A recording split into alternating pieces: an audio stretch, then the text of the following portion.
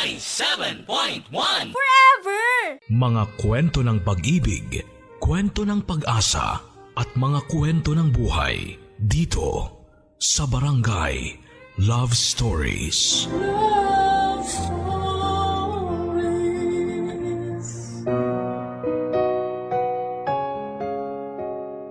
Ang sabi ng mga matatanda, huwag tayo kaagad magtiwala sa mga tao na ngayon lang natin nakita.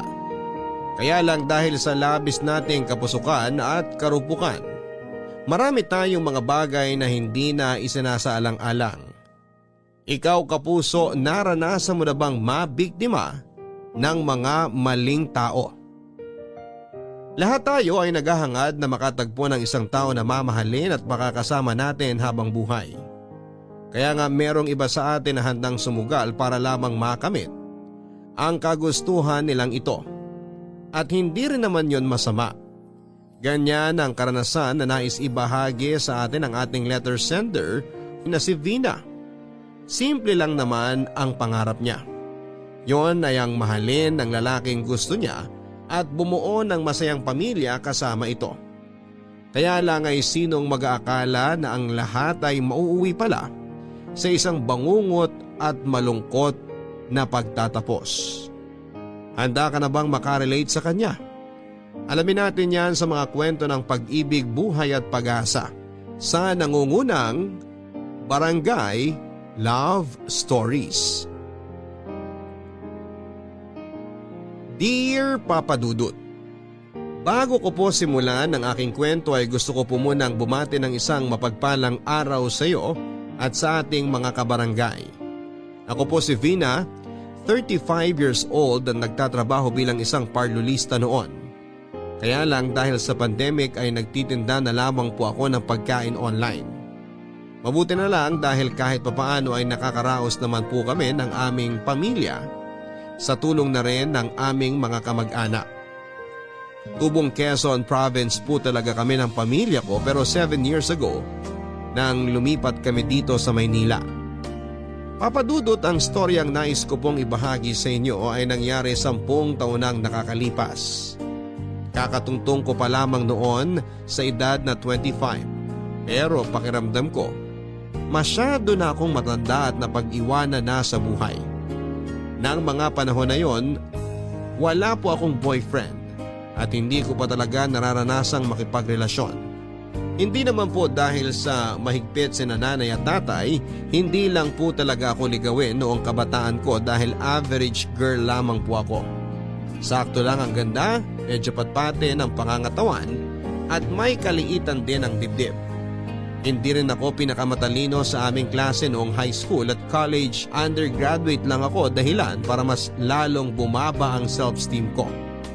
Kaya nga aaminin ko na noong nag-birthday ako ay humiling ako sa Diyos na magka-jowa na. Desperada na nga siguro ako pero nakaka-frustrate na po kasi papadudot. At alam na alam nga ng pinsan at best friend kong si Althea ang nararamdaman ko ng mga panahong yon.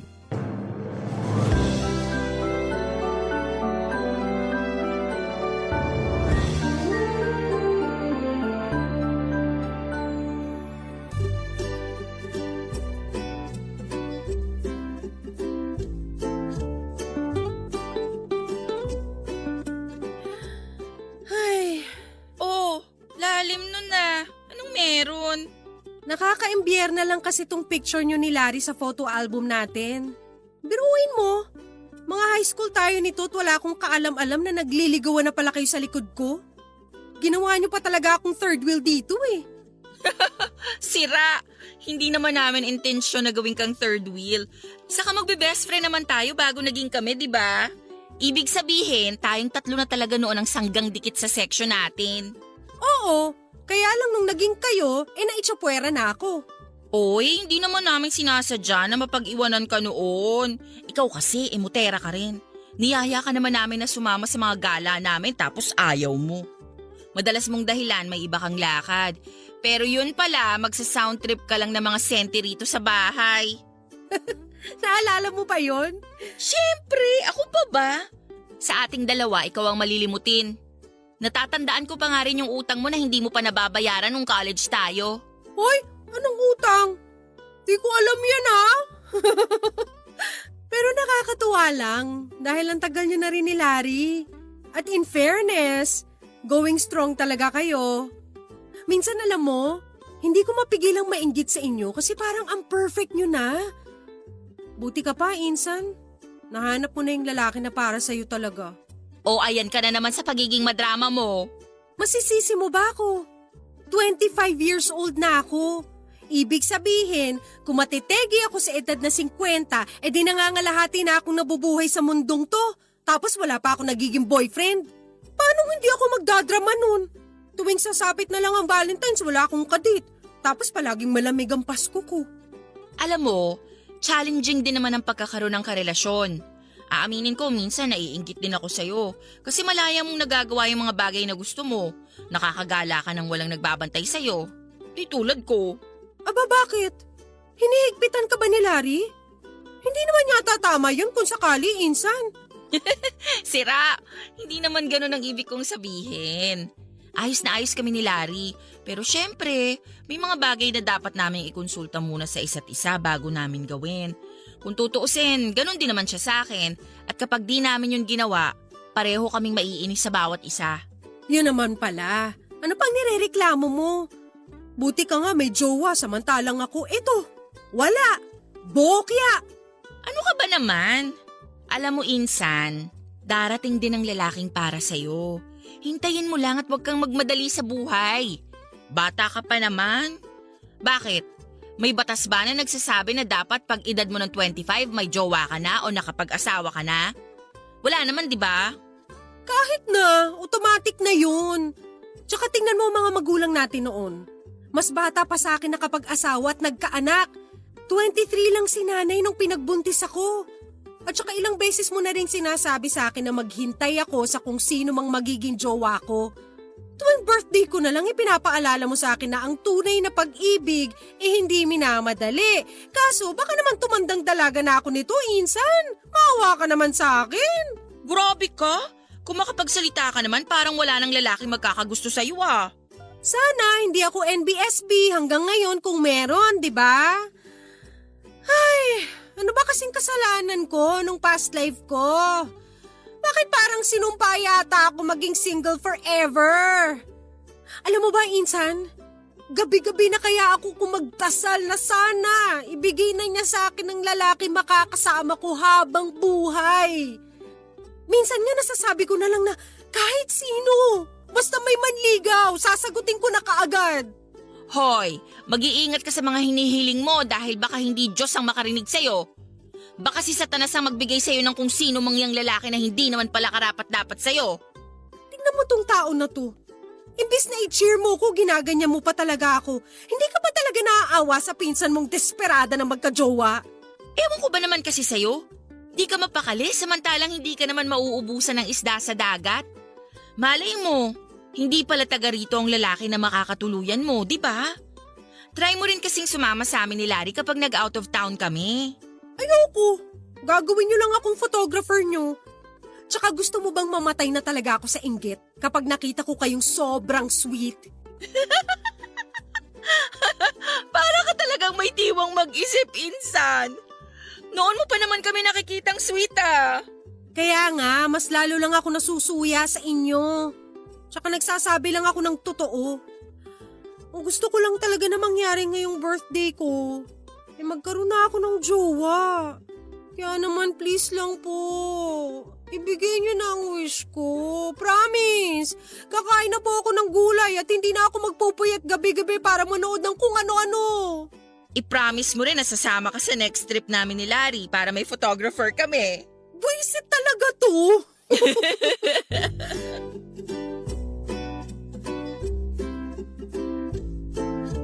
Papadudot maraming beses ko nang narinig ang tungkol sa konsepto ng paghihintay. Na dumating ang tamang panahon kasabay noon ng tao na makakatuluyan mo. At aminado ako na nasusuya na akong marinig ang tungkol sa bagay na yon. Oo, hindi ako naniniwala roon dahil kung totoo man yon, Sana kahit man lang paramdam sa hangin ng lalaking makakatuluyan ko ay naramdaman ko na. Kaso wala nga eh. Ni wala ring nagkakamali na manligaw sa akin. Kaya masisisi niyo ba ako kung maging desperada na ako? Bukod doon ay karamihan sa mga pinsan ko kasama na si Althea ay may mga karelasyon na at may asawa. Kaya nga lalo akong nakaramdam na para bang napag-iwanan ako. At dahil conscious ako sa itsura at marami rin akong sinubukan ng mga produktong pampaganda, may mga umi-effect naman kaso ay nananatili pa rin na walang pumapansin sa akin. Nang mga panahon na yon ay tinanggap ko na nga lang ang kapalaran ko na maging matandang dalaga hanggang isang araw ay hindi sinasadyang natamaan ako ng bola ng basketball na noon ay dinidribble ng isang lalaki na nakilala ko na lang sa pangalang Justin. Sa totoo lang, imbes na masaktan o magalit ay para akong nakakita ng anghel na buwaba sa langit sa katauhan nga ni Justin, Papa Dudut. Hindi niyo ako masisisi kung ma-love at first sight ako sa kanya dahil talaga namang napakagwapo niya. Matapos nga niya ako na tulungang makatayo sa bangketa kung saan ako nakasubsob nang matamaan ng bola ng basketball ay humingi rin kaagad siya ng paumanhin dahil sa mga nangyari. At kahit na papasok pa lang ako noon sa trabaho at napakalaking abala ng nangyari ay walang pagdadalawang isip ko pa rin siyang pinatawad. Marupok na kung marupok. Insan, nakikita mo ba yung gwapong lalaki na yun? Ha? Saan? Ayun! Bulag! Yung naka-blue na jersey. Oh, anong meron sa kanya? Teka, si Justin ba yon? Oo, si Justin nga! Kilala mo siya? Paano? Grabe, kung makatanong ka naman. Ngayon mo lang kasi nabanggit sa akin na magkakilala pala kayo. Kaya magkwento ka na bago pa uminit tong soft drink ko. Teka, sinabi ko ba na magkakilala kami? Pero kilala mo nga siya. Paano kayo nagkakilala? Natamaan kasi niya ako noon ng bola sa mukha tapos nasubsob ako sa bangketa. Seryoso? Oh, tapos? Ano nangyari? Ayun, nagsorry siya sa akin tapos pinatawad ko siya. Simula noon palagi ko na siyang sinusubaybayan. As in parang stalker? Stalker agad? Secret admirer naman. Yun na rin yun. Saka teka, huwag mong sabihin na love at first sight ka sa kanya, insan. Paano kung sabihin kong oo? Di nga. Naku, kung sakali man hindi yan maganda. Wait, what? Anong ibig mong sabihin na hindi maganda? Alam mo kasi, marami na akong naririnig tungkol sa lalaking yan. Kahit na hindi ko naman siya personal na kilala. Kwento-kwento lang din sa akin ni Larry na chick boy daw yan si Justin. May naging jowa na yan na kaibigan ng tropa ni Larry. Tapos nakipag-break din agad. Tapos sabi pa, parang damit lang din daw kung magpalit ng girlfriend niyang si Justin. Palibhasa may itsura kaya chick boy. Grabe naman kay ni Larry. Malay naman natin na hindi lang talaga sila para sa isa't isa nung kaibigan ng tropa ng jowa mo. Naging ex-girlfriend din niya yung kaibigan naman ng katrabaho ko. Nakita ko pa nga sila noon nagpi-PDA habang sinusundo yung girl. May pagkamanyak din daw yan, insan. Kung ako sa'yo, wag mo siyang pag-iinteresan. Kaya ko pang pagpasensyahan yung sinasabi mong may pagka-chick boy si Justin pero yung paratangan mo siya ng manyak, ibang level na yun. Kung makapagsalita ka naman dyan, akala mo kung sino kang perpekto. Mukhang namamana mo na yata ang pagiging judgmental ni Larry ah. Teka, ba't ka naiinis? Dinadamay mo pa si Larry, wala namang ginagawa sa'yo yung tao. Saka bakit ganyan mo nalang ipagtanggol si Justin? Close ba kayo? Di naman, di ba? Hindi naman kailangan maging close para hindi ako magsalita para sa kanya. Ano ba kasing pinaglalaban mo, Vina? Ang gusto ko lang mangyari bawiin mo yung mga pinagsasasabi mo kay Justin. Naali na chick boy siya? Namanyak siya? Hindi. Hindi ko na siya kailangan makilala ng personal para di maniwala sa mga sinasabi ng ibang tao. Saka isipin mo, kung mabuti siyang tao, mabuti rin ang lalabas sa bibig ng ibang tao tungkol sa kanya. Sumusobra ka na talaga, Althea. Ayos-ayusin mo yung tabas ng dila mo ha dahil baka hindi kita matansya. Kahit na pinsang kita, papatulan talaga kita. Bakit perfect ka ba? Akala mo kung sino ka makapagsalita ng masama tungkol dun sa tao? Hoy, Vina! Wala ka sa lugar para magalit, ha? Dahil una sa lahat, hindi mo naman kilala yung Justin na yan. At pangalawa, para kang tanga na pinagtatanggol mo siya. Alam mo, panira ka ng araw eh. Diyan ka na nga. Sama kayo ng manyak na Justin na yan. Tignan mo to. Siya pa talaga may ganang mag-walk out. Althea!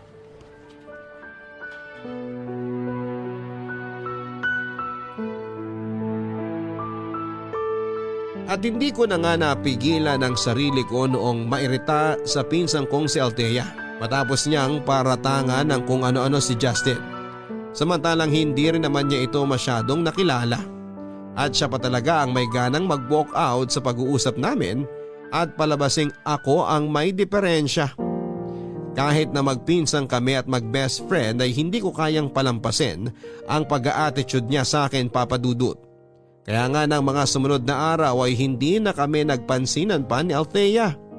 Mas inabala ko na lang noon ang sarili ko sa pagsilay at pagpapapansin kay Justin. Lalo na kapag nakikita ko siyang naglalaro ng basketball sa basketball court ng barangay namin. Kinakawayan at iningitian naman niya ako lalo kapag nakikita niya ako roon. Pero hindi pa rin ako kontento na hindi kami magkaroon ng malalim na ugnayan, kaya nga nangako ako sa sarili ko noon na gagawin ko talaga ang lahat para maging kami ni Justin. Nang mga panahon na yon ay naniniwala ako na si Justin ang the one para sa akin. At hindi rin naman lingid sa kaalaman ng mga kamag-anak ko na gustong gusto ko yung tao dahil hindi ako magaling magtago ng feelings lalo na kapag in love ako. Kaya nga kahit magtaasan pa ang mga kilay nila sa pagiging patay na patay ko kay Justin ay wala akong pakialam sa mga sasabihin nila. Papadudot, lumalabas na ako na nga nanligaw kay Justin. Nandyan yung pinagdadalhan ko siya ng pagkain at inumin kapag break time niya sa pinagtatrabahuhan niyang remittance center. Nung una ay tinatanggihan pa niya, pero dahil mag-isa lamang siya noon sa inuupahang apartment at kadalasan ay wala siyang oras na magluto ng pananghalian ay unti-unti na rin niyang tinanggap ang mga pinapadeliver ko. Hindi naman kalakihan ang sweldo ko noon bilang pardolista pero naglaan talaga ako ng pera para kay Justin. Kahit na ibig sabihin noon ay kailangan kong bawasan ang iniaabot ko kina nanay at kay tatay. At dahil nga sa walang mintis kong pagpapadala ng merienda at pananghalian sa kanya kasabay ng gabi-gabing panalangin na sana'y pansinin ako ni Justin ay biglang gano'n na lamang ang saya ng puso ko. Nang isang araw ay yayain niya akong lumabas.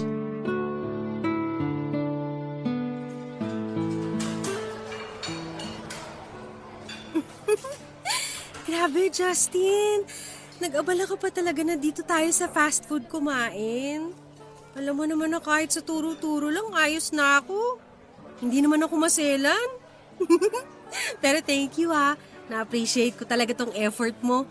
Ano ka ba? Wala yun. Tsaka kung tutuusin, sa araw-araw na pagpapadala mo sa akin ng pagkain, kulang pa tong libre ko sa'yo dito sa fast food. Kusang loob ko namang pinadala yung mga pagkain na yun. Kaya hindi mo kailangan ma-pressure. Pero bakit mo ba kasi ginagawa yun? Alam mo, natutuwa talaga ako sa'yo. Ang totoo kasi niyan, Vina, wala pang babaeng gumawa sa akin ng katulad ng ginagawa mo. Kaya medyo naninibago ako. Ikaw naman, huwag ka mag-alala, gets ko. Tungkol naman dun sa tanong mo, hindi pa ba halata na may gusto ko sa'yo? Ha? Talaga? Kung ganun, dapat pala lalo ako matuwa kasi nagkagusto ang isang gaya mo sa tulad ko.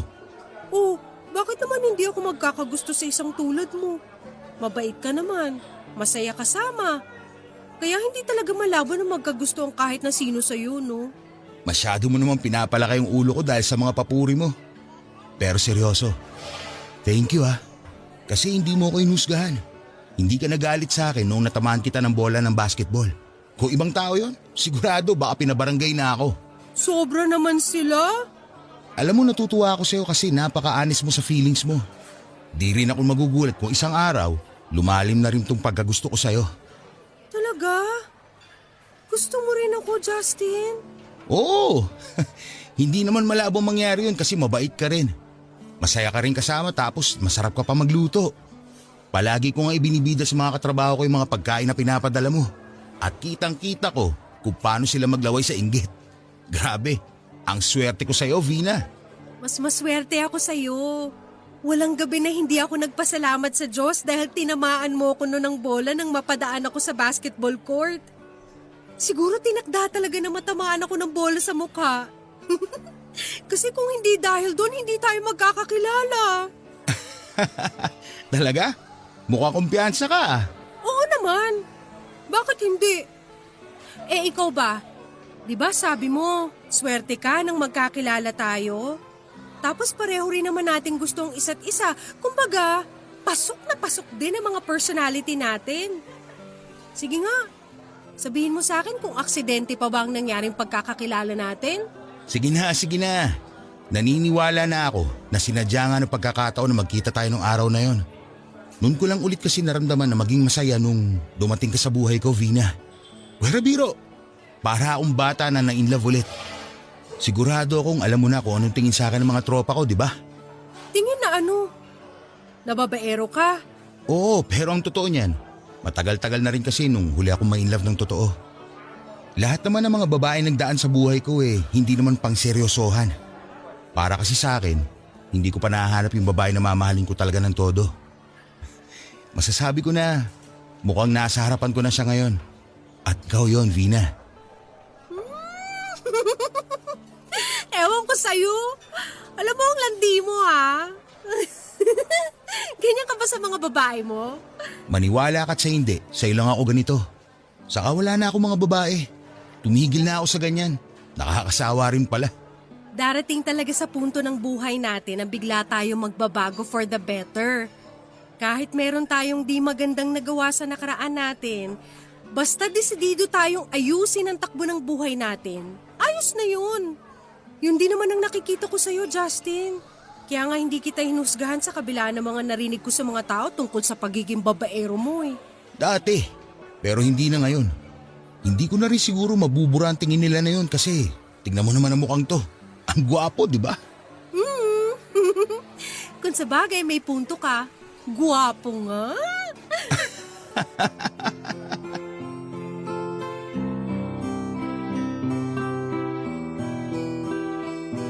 Nakakatawang isipin na halos humaba ang leeg at lumaki ang tenga ng mga tsismosa sa aming barangay nang masundan pa nga ng minsang paglabas-labas namin ni Justin Papadudut.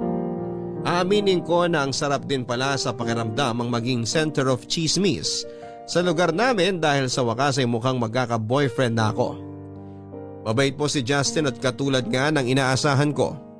Maginoon na may pagkapilyo kaya sigurado na hindi ako mababagot sa aming relasyon.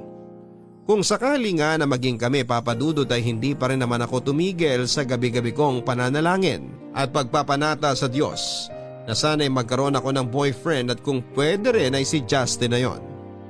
Noon ngang may progress na ang aming pagkakaibigan ay nagsimula na rin akong mawala ng panahon sa ibang tao. Lalong-lalo na sa aking pamilya. Hindi pa rin kami nag-uusap ni Althea simula nang buwisitin niya ako kaya nga laking gulat ko. Nang isang araw ay kinain na niya ang pride niya at bigla na lang siyang nakipag-usap sa akin.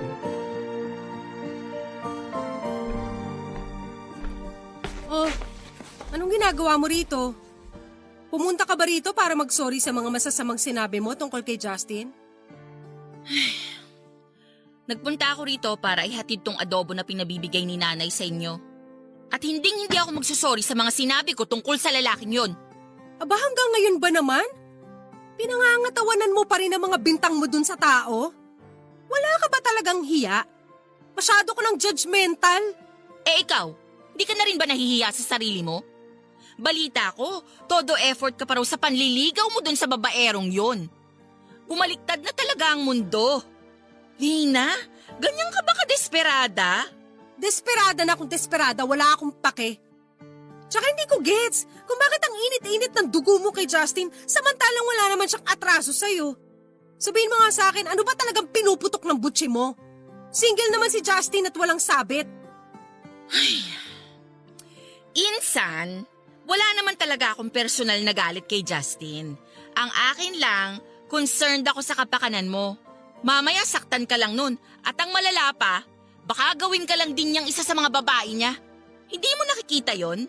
Palagi kami magkasama ni Justin at inamin na rin niya sa akin na naging babaero nga siya noon. Pero hindi na ngayon. Nagbagong buhay na siya. At naniwala ka naman, samantalang hindi ganun ang narinig ko mula sa ibang tao tungkol sa kanya. Hindi na ako interesado sa kung ano bang sinasabi ng iba tungkol sa kanya. Puro paninira lang naman yan eh. Kasi naiinggit lang sila kay Justin. Katulad mo. Kunwari galit-galitan ka sa kanya pero ang totoo, inggit ka lang sa akin. Anong sinabi mo?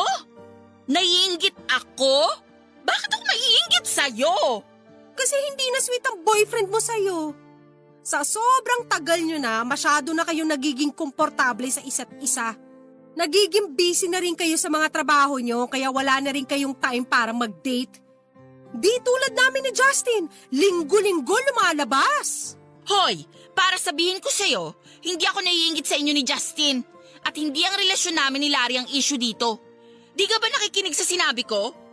Nag-aalala lang ako bilang pinsan at best friend mo. Ha!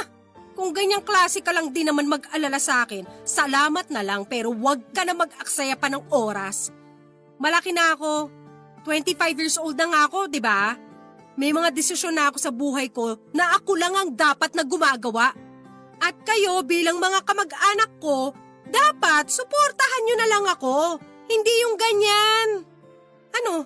Kayo lang ang may karapatang sumaya? Hindi nyo ba nakikitang masaya ko kapag kasama si Justin? Kaya bakit hindi na lang din kayo maging masaya para sa akin? Alam mo, bahala ka na nga. Simula ngayon, wala na akong pakialam kung maging kayo ng Justin na yan. Basta huwag ka lang din lalapit-lapit sa akin kapag sinaktan ka niya. Hindi talaga ako lalapit sa'yo dahil judgmental ka. At para sabihin ko sa'yo, kung magiging kami nga ni Justin, hindi mangyayari yung sasaktan niya ako dahil sisiguruhin ko na sa akin pa lang makukontento na siya. Bahala ka! Tigas ng ulo mo!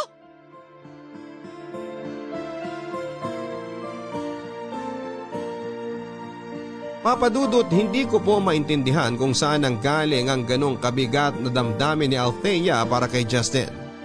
Kung makapagsalita siya, akala mo ay kung sino siyang perpekto. Oo sige, aaminin na natin na meron ngang mga naging ex-girlfriend si Justin.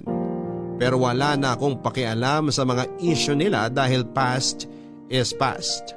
At kung magiging kami nga ni Justin, sisiguraduhin ko na hindi matutulad sa mga babaeng nakarelasyon niya ang magiging pagsasama namin. Sabihin na natin na mas naging matigas nga ang puso ko noon para kay Althea at sa iba pa naming kamag-anak na panay ang pakikialam sa buhay ko at sa pagkakagusto ko kay Justin, Papa Dudut. Kaya nga hindi ko na rin sila noon masyadong iniintindi dahil para sa akin ay ginagawa lang nila ang pakikisawsaw sa buhay ko dahil inggit lang sila. Oo, masayang maranasan na pagchismisan ng iba pero nakakapuno rin pala kapag hindi maganda ang mga sinasabi nila. Lahat ng yon ay nababanggit ko na rin kay Justin, Papa Dudut. At doon ko naramdaman na mas lumalim na nga ang aming pagkakaibigan. Kay Justin na nga umikot ang buong panahon, oras at atensyon ko, Papa Dudut. Sa loob ng isang buwan naming pagkakaibigan ay walang oras na hindi ako naging masaya. Ipinagpapasalamat ko talaga ang araw, Papa Dudut, na naglakas loob ako noon na kausapin siya. Kaya nga nang isang gabi bago kami mag-good night sa isa't isa ay tinanong ako ni Justin kung pwedeng maging kami. Bagay na hindi ko na pinag-isipan pa noon ng maraming beses dahil kaagad na nga akong pumayag na makipag-on sa kanya, Papa Dudut. Sa totoo lang, kahit napatay ako kay Justin, yun pa lang din ang unang beses ko na makikipagrelasyon. Kaya inamin ko talaga sa kanya na nag-aalala ko. Pero ang lahat ng yon ay nawala nang sabihin ni Justin na walang kaso kung siya pa lang ang naging boyfriend ko. Ang saya-saya sa pakiramdam, Papa Dudut, nang sa wakas ay nahanap ko na nga ang lalaking itinadhana para sa akin. Kahit nasabihin ng iba na wala akong delikadesa sa katawan ay hindi ko na yon masyadong pinagtuunan pa ng pansin. Dahil nga ang nararamdaman ko na lang na mga panahong yon ay labis na kaligayahan. Papadudod halos 2 linggo pa lang kaming mag-on-on ni Justin nang unti-unti ko ngang madiskubre ang pag-uugali niya. May pagka-liberated pala siyang lalaki, normal sa kanya ang PDA o public display of affection. Lalo na nang maging kami. Katwiran niya ganun daw siyang maglambing. Bagay na hinayaan ko na lamang bagaman aminado ako na nahihiya ako kapag hinahalikan niya ako o niyayakap sa harap ng mga tropa niya. Minsan na rin kasi kami noong tinukso ng mga best friend niya. Pero imbes na tumigil ay lalo lamang siyang dumikit na tila higad papadudot.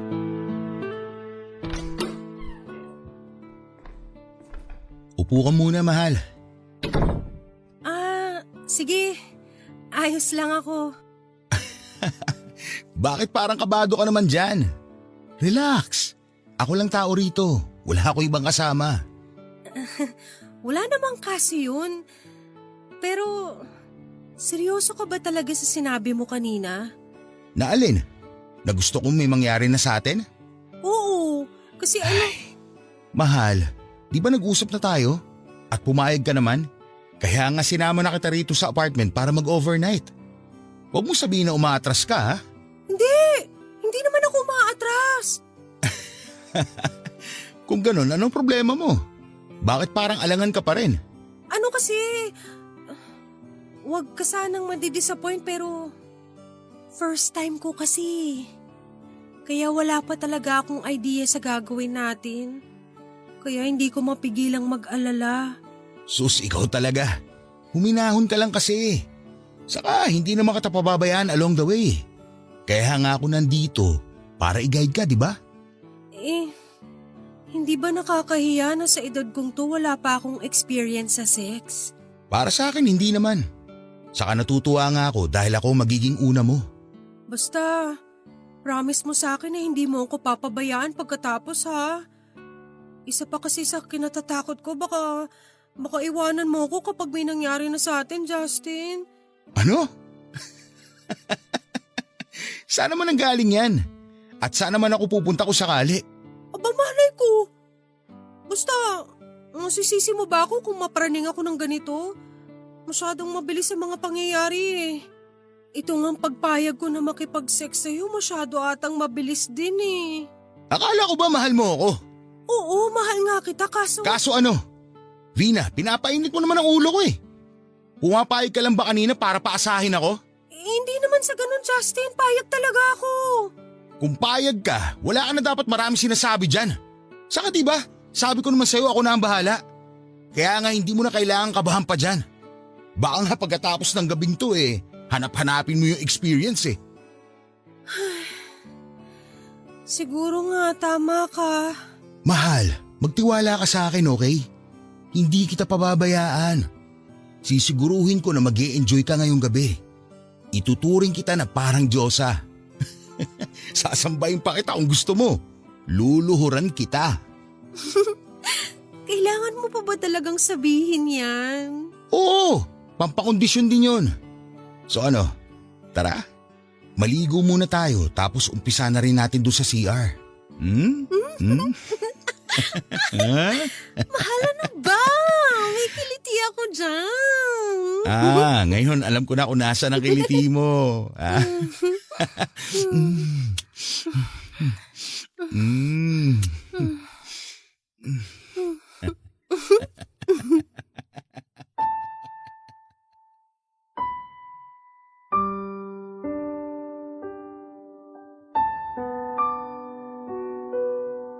Malaki ang tiwala at paniniwala ko kay Justin ng mga panahon na yon.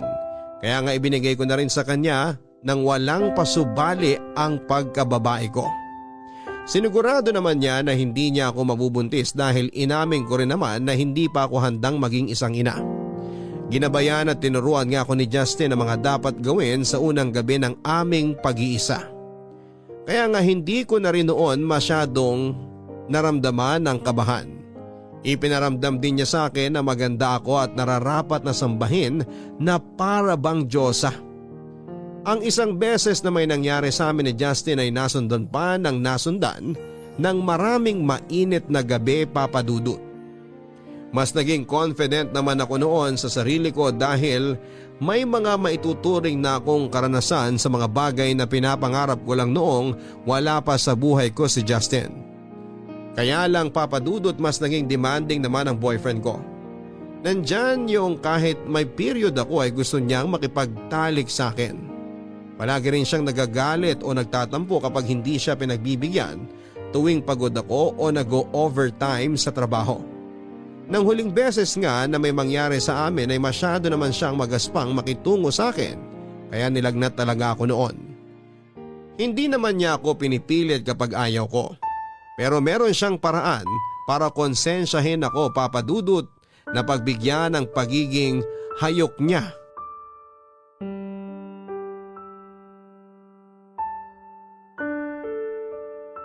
Sandali nga. Ano bang klaseng reaksyon yan, Vina? Hindi ka ba nag-e-enjoy? Para ka naman tanga eh. Kanina pa kita tinatrabaho. Tapos kahit ungol man lang dyan, wala akong marinig sa'yo. Ano ka ba? Pasensya na, mahal. Masama lang talaga ang pakiramdam ko. Tsaka nabanggit ko naman sa'yo, di ba, na masakit pa nga mga kasukasuan ko. Pero tinanong kita kung ayos lang na may mangyari sa atin at pumayag ka naman. Tapos magre-reklamo ka dyan. O ayan, nawalan na rin ako ng gana. Buisit ka. Bakit mo naman ako kailangan sigawan? Paano di ako sisigaw eh, nakakagalit ka? Saka kailan ka pa natuto mag-inarte ha? Hindi naman ako nag-iinarte. Ang sabi ko, masakit ang katawang ko, pagod ako. Mahirap bang intindihin yun? Tignan mo tong babaeng to.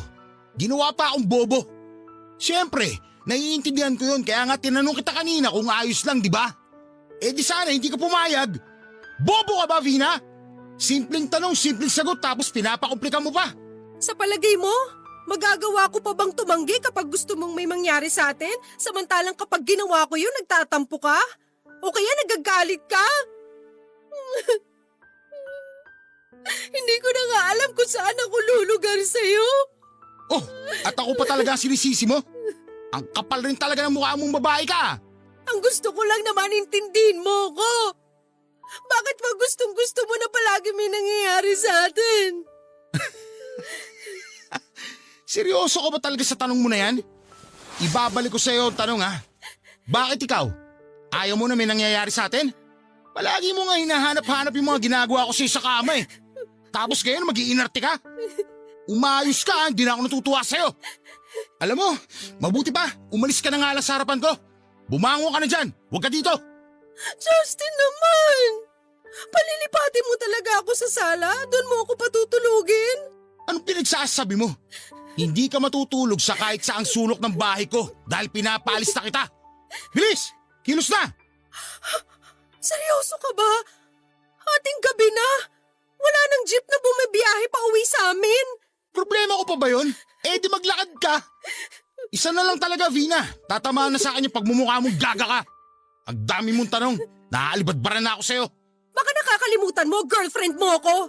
Hindi mo ako pwedeng tratuhin na parang kung sino lang. Wala akong pakialam kung ano pa kita. Ang gusto ko ay lumayas ka na sa harapan ko ngayon din. Di ba sabi mo masama ang pakiramdam mo? Eh di umuwi ka sa inyo. Doon ka magpahinga. Huwag dito. Justin naman. Huwag ka naman ganyan. Maawa ka naman sa akin. Ano? Ayaw mo umalis? Sige, lumuhod ka. Lumuhod? Oo, patapusin mo ako. Tapos pwede ka na matulog. Ano? Mamili ka. Ito, luluhod na.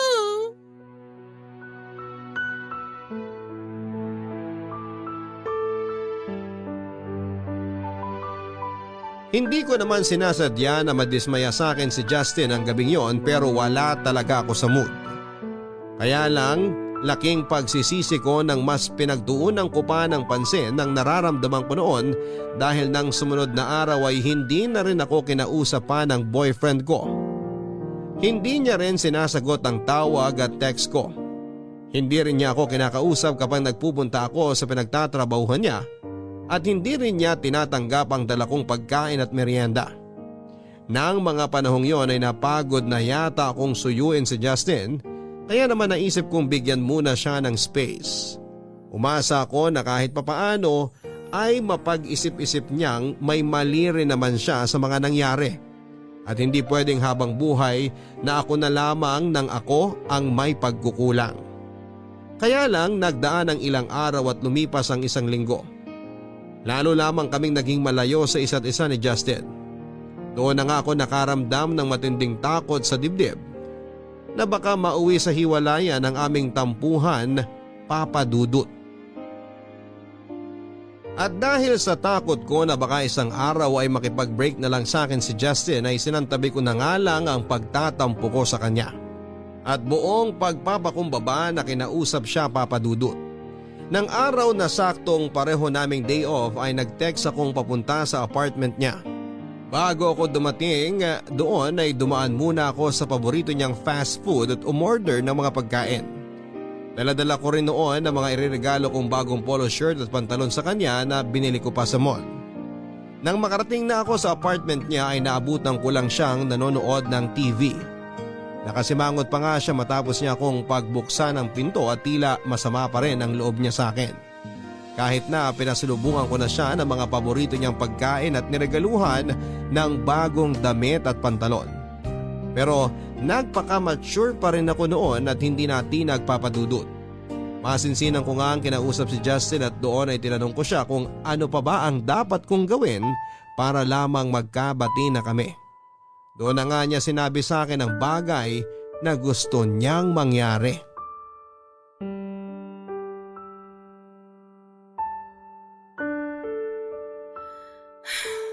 Mahal, hindi mo pa rin ba ako kakausapin?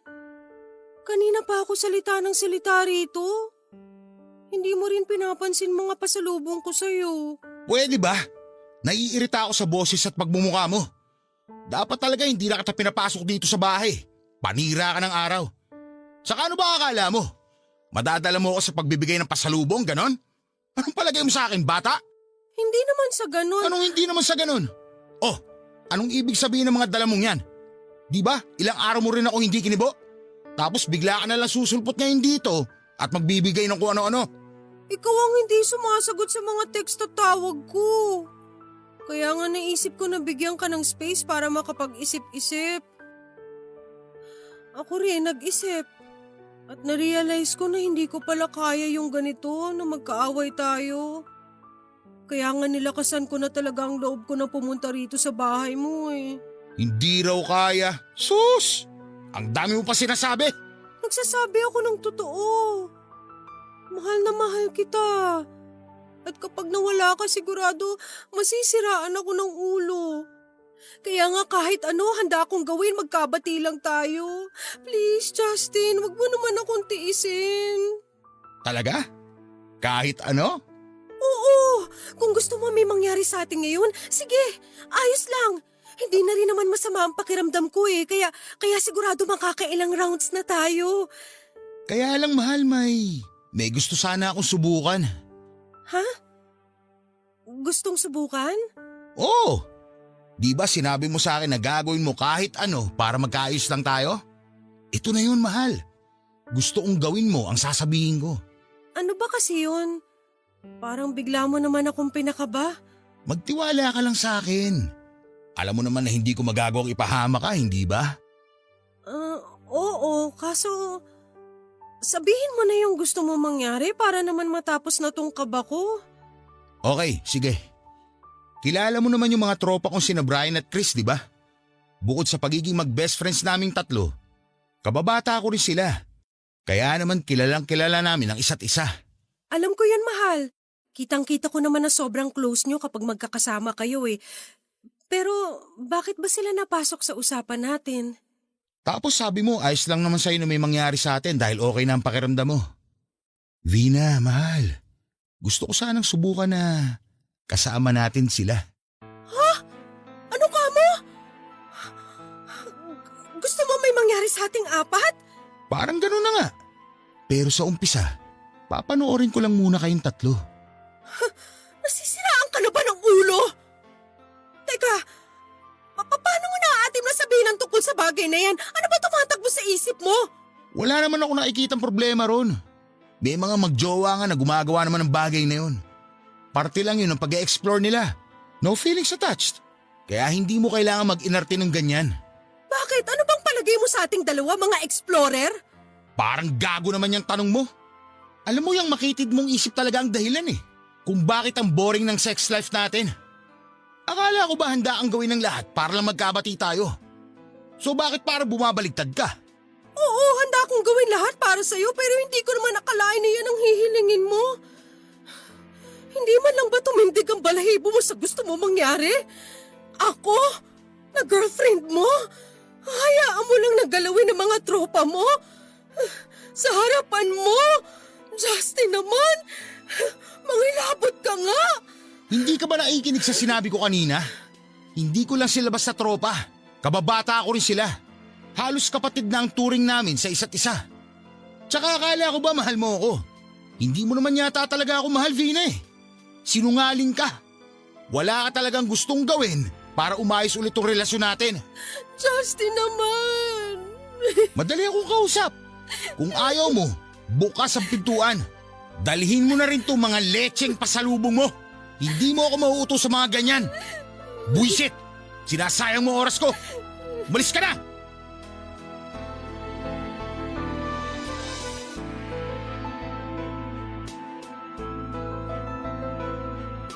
Tawagin niyo na po akong tanga at walang bait sa sarili pero pumayag pa rin po ako noon sa gustong mangyari ni Justin kahit na labag yon sa prinsipyo ko bilang isang babae. Pero ano pong magagawa ko? Nadaig lang naman ako ng takot ko na baka ako hiwalayan ng kauna-unahang lalaki na nakarelasyon ko. Kaya nga kahit nakabado nilunok ko na lamang noon ang kahihiyan ko sa katawan at pinangatawanan ang pakikipagsiping sa mga kaibigan niyang sina Brian at Chris, Papa Dudut. Nang gabi na gagawin na namin ang bagay na yon ay parang gusto ko nang umatras. Kaso ay mas nanaig sa akin ang pag-aalala na baka madismay ako na naman ng boyfriend ko. Saka pinanghawakan ko rin ang pangako niya sa akin na gagabayan niya ako habang ginagawa naming apat ang bagay na yon, katulad ng pag-alalay niya sa akin ng unang beses na may mangyari sa amin. Hindi ko na ilalarawan kung anong klaseng kababuyan ang ginawa sa akin ng mga tropa ni Justin, Papa Dudut. Pero kitang-kita ko naman sa mukha niya na nasisiyahan siya kaya kahit na hindi ko na kaya ay pinilit ko pa rin ang sarili ko na sundin anuman ang inuutos nilang gawin. Pagkatapos nga noon ay naging sweet muli sa akin ang boyfriend ko. Kaya lang ay hindi ko naman akalain na ang pangako niyang isang beses na may mangyayari sa aming apat na mga tropa niya ay nasundan pa ng nasundan. Hanggang sa tuluyan ko na ngang hindi makilala ang sarili ko at kulang na lang ay mawala ako sa katinoan. Mabilis na nagdaan ang ilang araw at hindi ko na rin po makuhang makipagkita noon kay Justin dahil sa labis na pandidiri sa aking sarili. Ni hindi ko na rin sinasagot ang mga tawag at text niya. Nagdaan ng isang linggo, napansin na rin ni Althea ang pagiging matamlay ko at walang kagana-gana sa buhay. Kaya naman naglakas loob na nga siyang kausapin ako. At doon ko na nga inamin na sa pinsan at best friend ko, ang lahat Papa Dudut. Anong sinabi mo?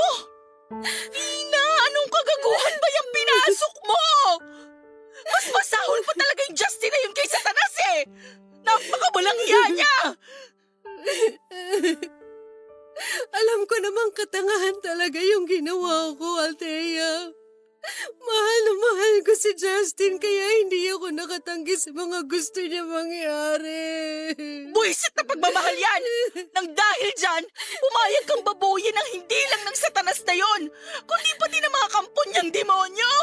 Masunog sana silang tatlo sa impyerno, mga hayop sila!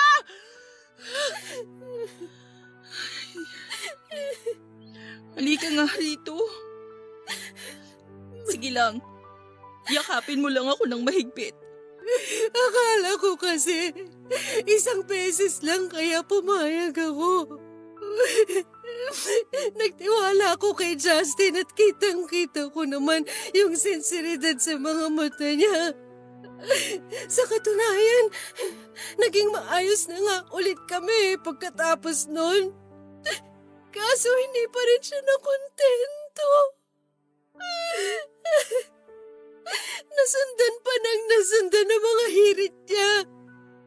At kahit ayaw ko, pinipilit pa rin niya ako.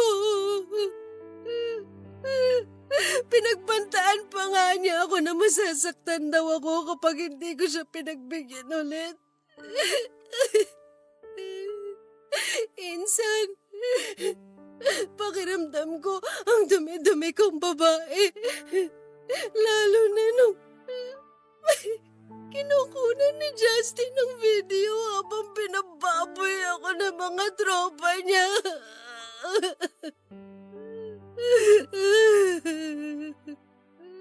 Ginawa rin niyang panakot sa akin yung mga video na ikakalat raw niya pag hindi ako sumunod sa mga gusto nilang kababuyan. Kaya halos umiwalay ng kaluluwa ko sa katawan ko sa takot. Walang hiya talaga. Oo, basta pang tarantadong yun, akala mo walang atraso sa'yo. Tama nga talaga ang hinala ko at ang mga chismis na kumakalat sa paligid tungkol sa Justin na yun. Ilang babae na kaya ang nauto niya ng dahil sa pagiging manyak niya. Naku, nakakagigil talaga, insan. Alam ko naman kung gaano ko katanga dahil hindi ako naniwala at nakinig sa'yo, Insan. Kung tutuusin, kasalanan ko rin naman to eh. Kaya siguro ito na rin ang parusa ko. Hoy, baliw! Ano bang parusang pinagsasabi mo? Wala kang kasalanan dito. Ang satanas na si Justin at ang mga tropa niyang demonyo ang dapat sisihin dito. Naiintindihan ko naman na nagmahal ka lang. Alam mo, noong nagkatampuhan tayo, na-realize ko na may kasalanan din ako kasi naging mapanghusga ako masyado. Hindi rin maganda ang dating ng pakikipag-usap ko sa iyo noon. Kaya may dahilan ka naman para magalit talaga sa akin. Napagsabihan na rin naman ako ni Larry na sana mas inunawa kita at mas pumili ako ng magagandang salita dahil nga matatanda na tayo. Kaya nga pasensya ka na sa lahat ng mga masasakit na bagay na sinabi ko sa iyo noon na. Wala na yon, Insan. Kahit na hindi kita kinakausap ng mga panahong yon, kinalimutan ko na ang naging alitan natin. Kasi matapos ga ang lahat ng nangyari sa amin ni Justin, naisip ko na tama ka naman pala. Na-concern ka lang sa akin noon kaya mo nasabi mga bagay na yun. Na minasama akong lahat yun dahil nagpabulag ako sa nararamdaman kong pagmamahal sa maling tao. Naging mapusok ako. Naging makitid ang pag-intindi at pagtimbang ko sa mga bagay-bagay dahil nadaig ako ng pesting pagmamahal ko kay Justin. Kaya nga ngayon nagsisisi na ako dahil sa mga nangyayari sa akin. Hindi pa naman huli ang lahat. Pwede pa naman nating kasuhan ng mga gagong yun. Kailangan nilang makulong sa bilangguan dahil sa mga kademonyohan nila. Pero paano? Sabi mo binabantaan ka ni Justin na ikakalat ang mga video niya kapag hindi ka pumayag sa gusto niya, di ba? Paano niya sinabi sa'yo yun? Verbal ba o sa text? Pareho. Mabuti na lang naisipan kong i-screenshot at isend sa isang FB account ko lahat ng mga yon para lang sana may kopya ako. Kasi pag nakikita kami, chine-check ni Justin ang phone ko. Kaya binubura ko lahat. Sa totoo lang, hindi ko nga alam kung anong pumasok sa akin at sinave ko pa mga yun eh. Parang may nag-udyok sa akin na gawin yun para kung sakali. Tama yung ginawa mo. Magagamit natin ang mga ebidensyang yan para magsampa ng reklamo laban sa lalaking yon. Alam ko natatakot ka, Insan. Pero sa inyong dalawa ni Justin, aba, siya dapat ang manginig ng husto dahil kung magkataon, sa kulungan ng bagsak niya. Isama na rin natin ang mga kaibigan niya. Magsama-sama silang mabulok sa kulungan.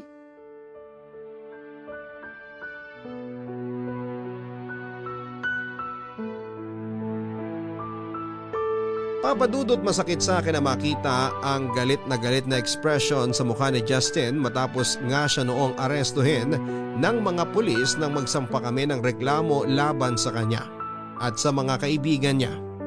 Hindi ko na po i-detalye pa ang mga proseso na pinagdaanan namin, pero sa huli ay naipakulong ko din sila at lalo pang ang bumigat ng kasong kinakaharap nila nang isa-isa na rin lumabas ang ibang mga babae na nabiktima nilang tatlo. At dahil nga po sa pangyayaring yon, pinag-usapan sa buong barangay namin ang tungkol sa amin ni Justin. May ilang araw din po akong hindi lumabas sa pamamahay namin dahil sa trauma at labis na kahihiyan.